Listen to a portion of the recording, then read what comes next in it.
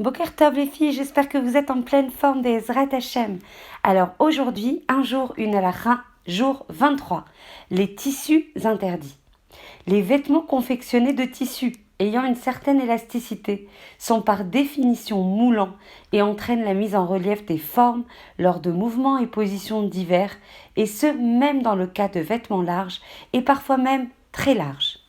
C'est pourquoi les chemises, les jupes, les gilets et tricots d'été fabriqués de jersey de coton, lycra, stretch, symphonia et tricots légers sont interdits d'après tous les décisionnaires. Ces chemises sont interdites même lorsqu'on porte par-dessus une veste ou un pull sans manches que l'on peut ouvrir.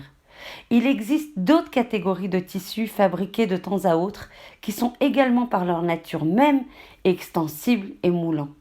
Chacune vérifiera donc par elle-même si son vêtement n'entraîne pas la mise en relief des formes. D'une manière générale, on peut dire que plus le tissu est épais, moins il s'étend et moins il pose problème.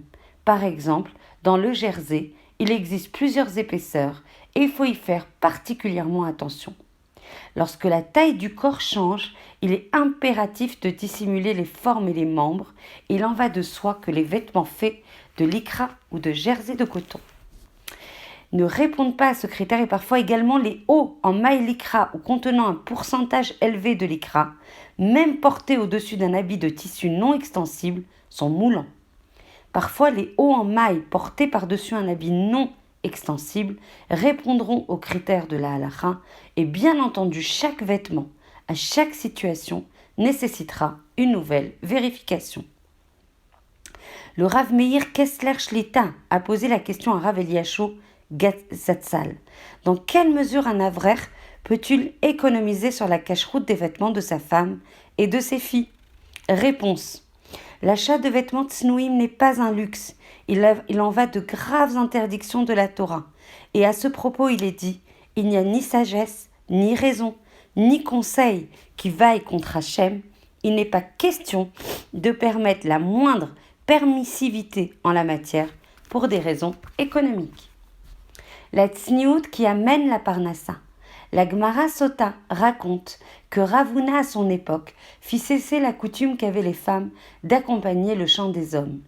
Immédiatement la bracha reposa sur le peuple et l'abondance fut telle que l'on put acheter 100 oies pour un zouz, monnaie de l'époque, soit 100 fois plus que le prix normal, et de même pour la farine, 100 CA valait le prix d'un seul CA d'auparavant.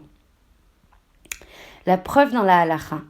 À propos des lois du deuil, le Shulchan Aruch indique que l'endeuillé a le devoir de déchirer son vêtement. Or, il précise que la femme, par tsniout, refermera le vêtement au moyen d'une épingle à nourrice. Le Bach et le Shach expliquent qu'il n'est pas convenable que le vêtement du dessous apparaisse, car l'habit intérieur près du corps a le même statut que le corps lui-même. Voilà, je nous souhaite à toutes, Bezrat Hashem, d'avoir le mérite d'être aidées par Akadosh Baruch Hu à accomplir ces mitzvot magnifiques qui devraient nous faire mamash sauter de joie. Je sais qu'elles ne sont pas faciles, mais combien elles apportent, elles nous font grandir en intériorité, en spiritualité, en connexion avec Akadosh Baruch Hu. C'est bien l'intériorité qui influe c'est bien l'extériorité qui influe vers l'intériorité, et par là on pourra grandir, on pourra dépasser certaines difficultés dans d'autres mitzvot, parce que justement on aura atteint une pureté, une kedusha, une tahara bezrat Hashem, avec l'aide d'Akadosh Baruch Hu, qu'on puisse accéder mala mala bezrat Hashem. Je vous embrasse très très fort.